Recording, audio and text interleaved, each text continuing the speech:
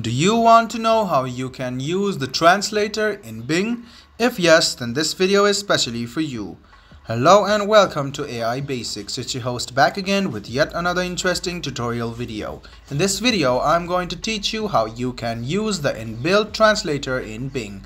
So it's quite simple. All you need to do is go ahead and open Bing and go to Apps, which is on the bottom right hand corner of your screen. After that, scroll down and find the translator under Explore. Tap on the translator and you can see that it will automatically detect the language. You can also choose your language from here. So let me go and choose English, and I want to change it into Spanish. So go ahead and type it to Spanish. Now write down what you want to translate. You can see that it's quite fast and you can even listen to it. Hola.